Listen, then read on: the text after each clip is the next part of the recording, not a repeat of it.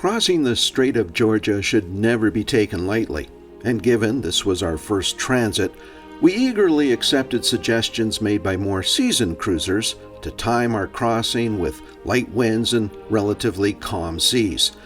Still, it would be fair to say that our anxiety level during the passage was a little elevated. Our objective in making the crossing was to head into Pender Harbor. We thought we would try the Marina at Garden Bay. While the harbor was scenic and secure, in my opinion, the pub leaves a lot to be desired when it comes to food and service. Still, it was a safe moorage while we waited for the winds to calm down in Malaspina Strait. A couple we had met at the docks was also pushing towards Desolation Sound for the first time, and their Grand Alaskan cut an impressive image as they cruised past us. Soon it was official, and we had crossed into Desolation Sound waters. Refuge Cove is one of several options you have for an overnight stay once you've entered the area. This snug little marina offers a good assortment of groceries, a coffee shop, and some great hamburgers. The overall experience is so enticing, you might be tempted to call a few friends to join you.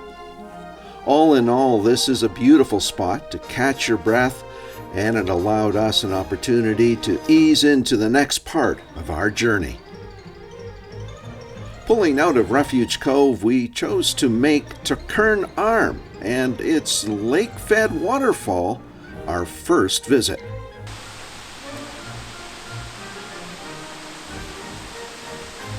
Welcome to Castle Lake, and beautiful little hike through the forest. A little bit of a scramble, I guess, in a few locations, but well worth it. So this lake is located within Tukern Arm, part of Desolation Sound. And if you get an opportunity, you got that lovely little waterfall, and then the hike up here to a beautiful lake. And as I understand it, it's great for swimming. A little overcast and a little cool today, so I think I'm gonna bypass the swimming opportunity. But man, you just cannot beat the vista view here. Very, very quiet. Speaking of quiet, we settled into a tiny little cove just around the corner from the waterfall that proved to be one of the most remote anchorages we have experienced to date. Only the occasional loon cry to break the silence.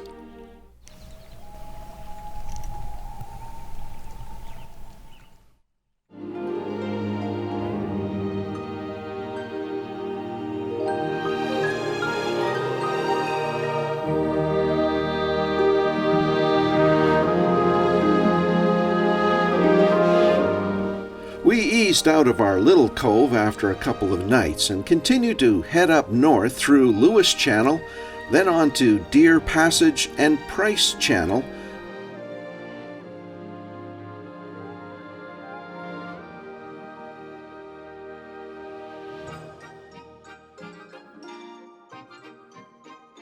Eventually landing at Toba Wilderness Marina.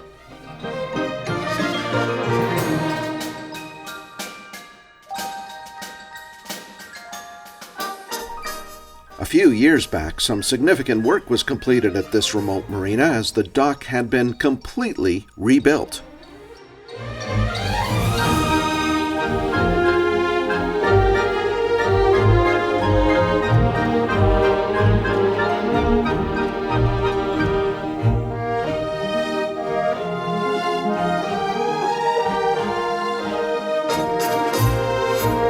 The setting for this marina, well, simply stunning.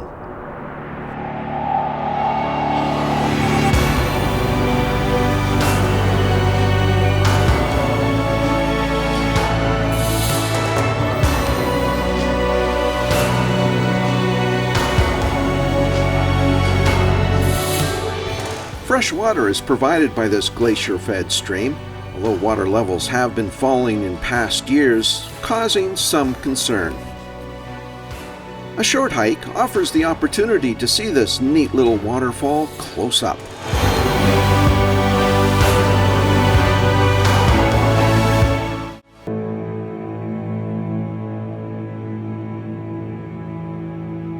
common sight around the docks of the marina are these silver-striped perch.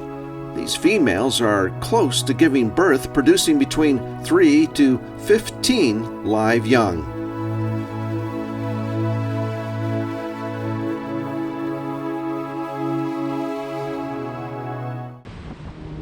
Our journey up Toba Inlet continued.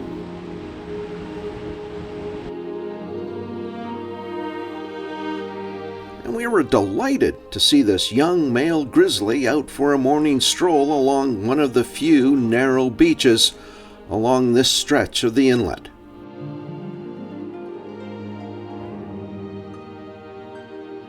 We came across more waterfalls which contribute to the beautiful green tint of the water. While some falls are modest, but further up the inlet, the Racine Falls are quite impressive.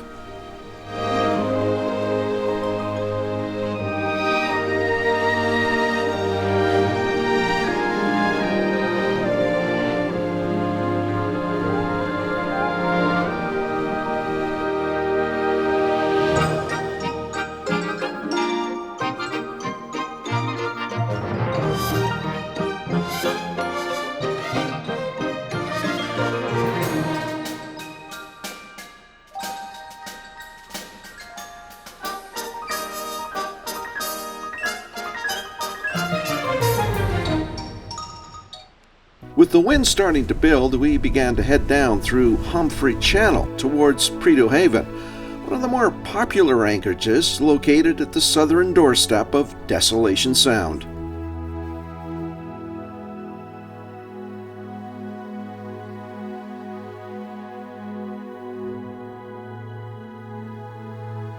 While the scenery offered by the collection of small bays is quite impressive, it is a busy anchorage. And after spending days in locations where there were no to very few boats, I almost felt a little hemmed in. I guess that's why some folks are more inclined to visit this area during the early summer and later in the fall. We have only scratched the surface of this remarkable area, and plans are now underway for a return trip. I hope you'll come along on our next journey. I'm feeling strong.